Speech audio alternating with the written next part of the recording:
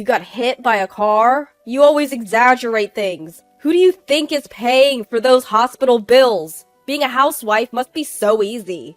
Get back home and take care of the house. That's about all you're good for, isn't it? Ugh.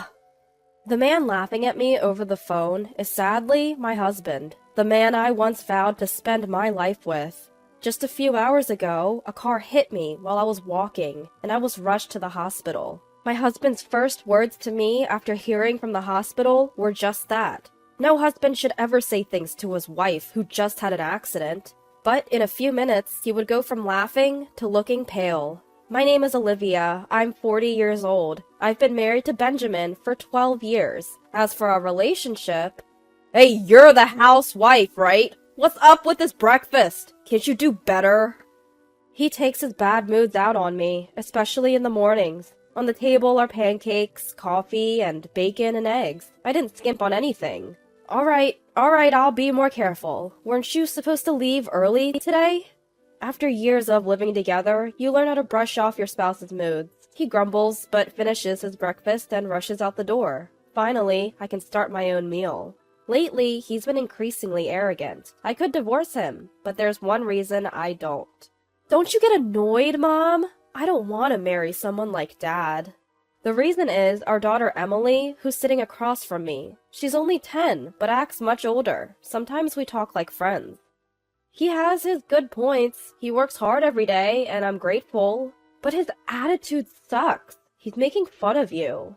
I calm my angry daughter and send her off to school. I won't lie, I've thought about divorce. This goes back to when Emily was in kindergarten and got the flu for the first time. She had a high fever and was coughing badly. My husband said, "Emily, I have an important meeting tomorrow. Don't get me sick." What? Our daughter is suffering and that's all you have to say? He retorted. Why did she get sick if she got vaccinated? Did you take her to a quack? I gave up expecting anything from him that day. There's more to this story. It's hard to prevent spreading illness at home. A few days later, I was the one with a high fever.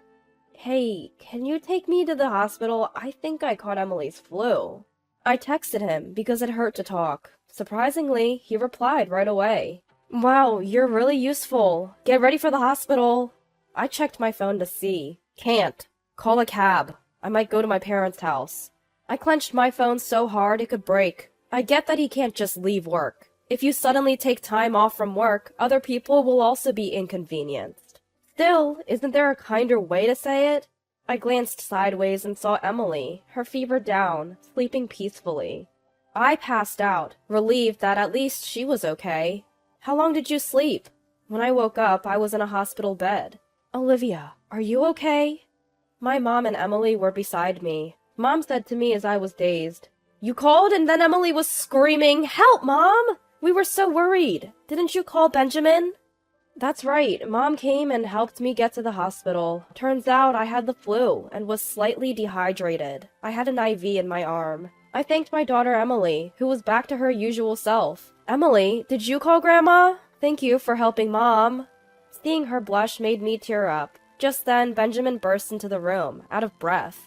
Olivia, are you okay?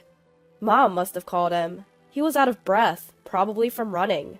Benjamin, didn't you notice Olivia was feeling off this morning? What would have happened if Emily hadn't called? You need to pay more attention to your family. Mom was choosing her words carefully, but she was angry. I'm sorry, I didn't realize it was this bad. Don't apologize to me. Apologize to Olivia and Emily. Mom spoke gently, perhaps reassured by my husband's remorseful look. I was angry, but seeing him genuinely sorry made me forgive him. His attitude improved a bit after that, but he still belittled me sometimes. And for the past year, I've had another concern. I've started a fixed deposit account through a friend who works at a bank. The interest rate is good, so cut back on spending, okay? Like Emily's dance classes. Do we really need that? Hold on, why are you making such important decisions without me? And Emily is not quitting dance. She was shy, and it's the first thing she wanted to do on her own. I couldn't help but get emotional. Emily had said she wanted to dance like the performers we saw at an event when she was in 2nd grade. That's how we started. She's made lots of friends and become more outgoing since she started dancing, especially with Mia, who's the same age. I'm also friends with Mia's mom. Despite this, Benjamin said, "You wouldn't understand complicated financial stuff. But fine, Emily can continue her lessons. Just manage the budget." I quit my job after Emily was born, but it wasn't my choice. I used to work as an office clerk. After maternity leave, I returned to work only to get frequent calls from the childcare center because Emily was sick. I took time off each time and quickly used up all my paid time off. "Can you pick up Emily sometimes? It's hard for me to take time off." I asked Benjamin for help. I thought it was strange to ask such a thing, but he joked. "Me? No, guys at my work leave early for childcare. Isn't that the wife's job?" I was stunned. There's no such thing as roles, okay? In my family, you're the only wife who works. Your mom stayed home, right? I want you to stay home.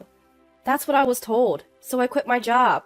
I was worried about my income, but that didn't mean I couldn't make a living. There are also good points about it. We managed financially, and I was relieved to have more time for Emily and myself. I was also happy to be able to spend more time with Emily. Of course, she also has some bad points. But Benjamin stopped helping at home and acted like he was the sole provider. I suggested going back to work now that Emily is older, but he wasn't interested. Being a housewife is a lot of work. If it were a paid job, it would be worth a lot. He doesn't appreciate me enough. Then a life-changing event happened. Usual time, usual path. I was walking home from shopping, carrying heavy bags. I heard a car horn from behind. I turned around too late. A car was speeding toward me. My bags scattered around me. I fell on my butt in shock and then lost consciousness. When I woke up, I was in a hospital bed. My teary-eyed daughter Emily and Mom were by my side. I feel like this has happened before. Did I get the flu again? "Grandma, is Mom losing her mind?" Both looked worried as I mumbled in my daze. The attending physician, a woman, spoke gently. "Emily, calm down. Your mom will be fine. Olivia, do you understand? You were in a car accident." Apparently, the driver had dozed off. The car grazed my shoulder before crashing into a pole. Had I been a few steps ahead, I probably wouldn't be alive. I was horrified when I heard that story. The room fell silent when the phone rang. Mom took my phone from my bag and put it on speaker. "Hey, Olivia, got a call from the hospital. You're fine, right? You're always so sturdy." The room went quiet. He kept talking, oblivious to the silence. "Stop exaggerating! Who do you think is paying for this hospital stay? Hurry back and take care of the house. That's all you're good for." Is this how you talk to your wife, who just had an accident? Something snapped inside me. I heard the sound of something snapping inside me. I glanced at Mom, her fists trembling. "Are you there? Olivia, answer me!" My body tenses up to say something back. I was about to respond when someone else beat me to it. "Are you the husband? I'm Melissa, the attending physician." Yes. How's my wife?" He seemed surprised, probably thinking he was alone with me. Apparently, the same was true of the doctors. "Too late for apologies. I heard how you spoke to Mrs. Olivia. She'd be better off without you." He exploded. "Who do you think you are? Just a female doctor acting high and mighty." "I'm Olivia's attending physician, Melissa. As I mentioned, my daughter Mia attends the same dance class as Emily." Oh, I see." My husband, always wanting to look good, was at a loss for words. Mia's mom is a doctor at this hospital. I'm sure she told her husband, but he probably wasn't listening with her right ear and her left ear anyway. "I was planning to divorce you later, but I don't need you anymore. Benjamin, I'm going back to my parents' house after I'm discharged. Don't worry about Emily. Mom will take care of her." "Wait, who's going to take care of the house?" I felt nothing but disgust for him. Emily chimed in. "Who'll take care of the house? What about you? Is there a rule that says you can't do housework? And what you said earlier was disappointing. You're an embarrassment." A pathetic husband who is told this much by his own daughter. "But I think your mother-in-law and father-in-law will be inconvenienced by you barging in, right? If you find out, then think again." Mom, who had been silent, finally spoke. "Hello, Benjamin. This is Olivia's mom. We don't mind at all. Don't worry about it. She spoke softly, but her eyes were anything but soft. Ah, so you're there too, mother-in-law. But you see, didn't you hear me? I said we don't mind. Remember when Olivia had the flu? I asked you to be more considerate of your family. Is my daughter your personal maid? I thought I sent her off as your wife. Mom's words left my husband speechless. If you have any objections, feel free to visit us any time. Dad and I will be waiting. He loves his daughter and granddaughter. With that, Mom hung up the phone. I was discharged a few days later with a minor shoulder injury and no head trauma. I moved back to my parents' house and we secretly moved our belongings while my husband was at work. Our home was a mess. Dirty dishes filled the sink and the laundry was untouched. I ignored it all and returned to my parents' house. A month into our separation, my husband reached out.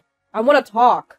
I braced myself for the call from my husband. On the agreed day, he showed up at my parents' house with his own parents. As Mom welcomed them in, my father-in-law began to speak. Olivia, stop being stubborn and come home. You're married. It's your duty to support your husband. My father-in-law's outdated views were echoed by my nodding husband. Olivia's dad would agree, right? It's time to let go of your daughter. He laughed as if mocking my dad, just like this parent and this child. My dad's response? Are you serious? If so, I have even less reason to send my daughter and granddaughter back to you. His tone was calm, but his eyes weren't smiling. Wow, Dad is really mad, I thought. My father-in-law's face turned red. Benjamin, I want a divorce. I'm tired of being let down, again and again. When was the last time you thanked me? My husband looked down. I've always tried to support you, Benjamin. But what about you? You keep saying I should be more grateful. Who's going to support me? My husband's ears turned red. Mom chimed in. Benjamin, how did the house look without Olivia? Dress shirts don't clean themselves, and shoes won't shine on their own. How was the food? Mom was as angry as Dad. Still, my husband argued. But I'm the one working to support Olivia and Emily. Shouldn't she take care of the house? We were all stunned by his lack of remorse. He glared at me as if to say he wouldn't agree to a divorce. Do you remember blaming me for our tight budget? I was so frustrated that I started working from home. What? I've been working within his tax bracket, and it's given us some financial breathing room. If you want to act high and mighty, start earning enough to justify it. My husband sneered at me. You think this is funny? Fine, let's get a divorce. I'd be better off without a woman like you. The next moment, a sharp slap flew through the air. It wasn't from me, nor from my parents, and certainly not from my father-in-law. It was from my mother-in-law, who had been silent all along. Listening to you, Benjamin? Who do you think you are? The words you should be saying to Olivia are thank you for always supporting me. Everyone, including my husband and father-in-law, was stunned by my mother-in-law's sudden outburst. What are you talking about? She's the one who wants a divorce. I've done nothing wrong. Why don't you worry about your son instead of yourself? I'm a human being too, you know. I have my limits, and it seems like I've reached them now. What? Both men were silenced by her forcefulness. Caught off guard, my husband finally agreed to the divorce. We immediately started discussing child support and asset division, and that's when I learned something unexpected. So, how much is in that fixed deposit amount? That's part of the assets to be divided, right? My husband's face turned pale at my casual question. About that.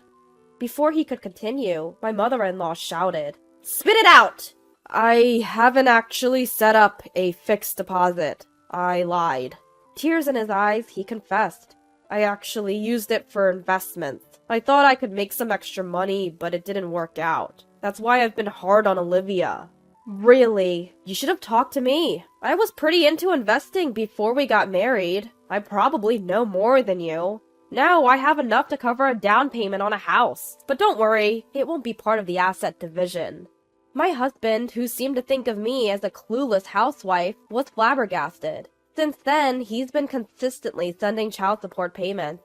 He moved back to his parents' home, but his mother is nowhere to be found. She had endured his father's domineering behavior for years, but couldn't take it anymore after his selfish remark. I can't help but chuckle, thinking about the two men struggling in their messy home. That's what you get for underestimating women.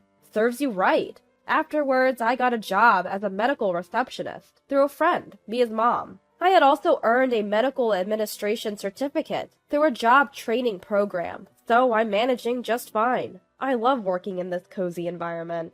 When the divorce was finalized, my daughter Emily said, "Finally! Took you long enough! I'm fine as long as you're here, Mom." I was taken aback, but vowed to live strongly as a single mom.